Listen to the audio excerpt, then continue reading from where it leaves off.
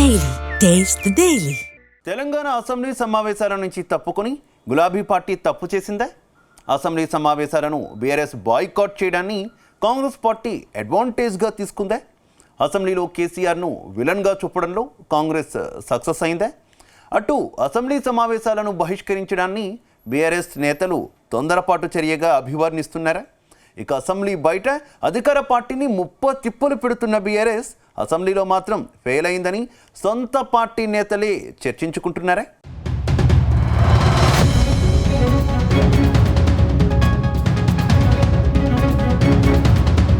తెలంగాణలో అసెంబ్లీ సమావేశాలు ప్రతిపక్షం లేకుండానే జరుగుతున్నాయి.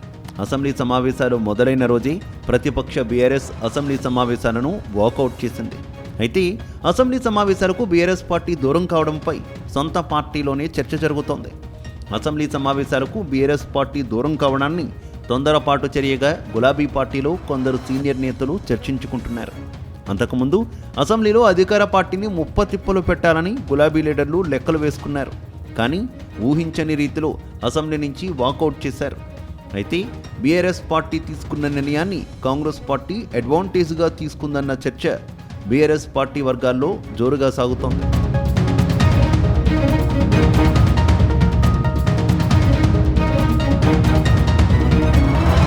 వాస్తవానికి అసెంబ్లీ సమావేశాలను 2-3 రోజుల్లో ముగించాలని అధికార కాంగ్రెస్ భావించింది. అంతకుముందు గులాబీ బాస్ కేసీఆర్ కృష్ణా గోదావరి జలాలపై ఉద్యమం తప్పదని వార్నింగ్ ఇవ్వడంతో అసెంబ్లీ సమావేశాలపై బాగా హైప్ వచ్చింది. ఈసారి అసెంబ్లీ సమావేశాల్లో రచ్చరచ్చ ఖాయమని అంతా భావించారు. మరోవైపు అసెంబ్లీ సమావేశాలకు తాను కూడా వస్తానని కేసీఆర్ ముందుగానే నేతలకు సిగ్నల్స్ ఇవ్వడంతో సీఎం రేవంత్ రెడ్డి వర్సెస్ మాజీ సీఎం కేసీఆర్ అన్నట్టుగా ఉంటుందని అందరూ భావించారు. కానీ అసెంబ్లీ సమావేశాలకు ముందు రోజే కేసీఆర్ హరీష్ రావుకు డిప్యూటీ ఫ్లోర్ లీడర్ బాధ్యతలు అప్పగించారు. మరో 2 డిప్యూటీ ఫ్లోర్ లీడర్లను ప్రకటించారు. దాంతో కేసీఆర్ సభకు వస్తారని అంతా అనుకున్నారు. అందరూ భావించినట్లుగాని కేసీఆర్ సభకు వచ్చారు. దాంతో తొలి రోజు కేసీఆర్ వర్సెస్ రేవంత్ రెడ్డి అన్నట్టుగా సీన్ కనిపించింది. కానీ కేసీఆర్ అసెంబ్లీలో 10 నిమిషాలు కూడా ఉండకుండా వెనుదిరగడం బీఆర్ఎస్ శ్రేణులను షాక్కు గురిచేసింది.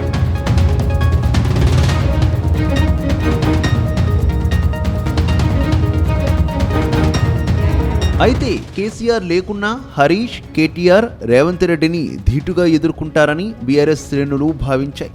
కానీ తొలి రోజే బీఆర్ఎస్ పార్టీ సభ నుంచి వాకౌట్ కావడమే ఇప్పుడు కొత్త చర్చకు దారితీసింది. అసెంబ్లీ వేదికగా ప్రతిపక్షానికి ఆయుధం ఇచ్చినట్లు అయిందని చర్చ జరుగుతోంది. వాస్తవానికి బీఆర్ఎస్ పార్టీ రేవంత్ రెడ్డికి చుక్కలు చూపిస్తోంది.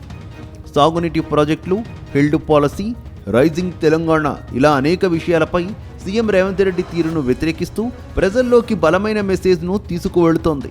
కానీ అసెంబ్లీ సమావేశాల్లో మాత్రం అధికార పార్టీని కట్టడి చేయడంలో పూర్తిగా విఫలమయ్యారని సొంత పార్టీలోనే చర్చ జరుగుతోందట. అసెంబ్లీ సమావేశాలను పూర్తిగా బాయ్కాట్ చేసి తప్పు చేశారని గులాబీ లీడర్లే చెవులు కొరుక్కుంటున్నారట. సొంత పార్టీ ఎమ్మెల్యేల నుంచి మాజీ ఎమ్మెల్యేల వరకు పార్టీ హైకమాండ్ తొందరపడి అసెంబ్లీ సమావేశాలను బహిష్కరించిందని చర్చించుకుంటున్నారు.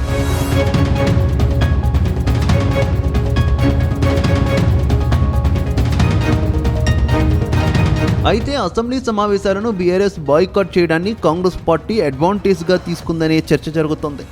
2 రోజుల్లోనే సమావేశాలను ముగించేద్దామని భావించిన సీఎం రేవంత్ రెడ్డి అసెంబ్లీ సమావేశాలను మరింత పొడిగించారు. అలాగే ప్రతిపక్ష బీఆర్ఎస్ అసెంబ్లీకి రాలేదన్న బలమైన మెసేజ్ను జనంలోకి తీసుకువెళ్లడంలో సక్సెస్ అయ్యారు. అందుకే అసెంబ్లీ సమావేశాల బహిష్కరణ అంశంలో బీఆర్ఎస్ పార్టీ తప్పులో కాలేసిందన్న చర్చ జరుగుతోంది.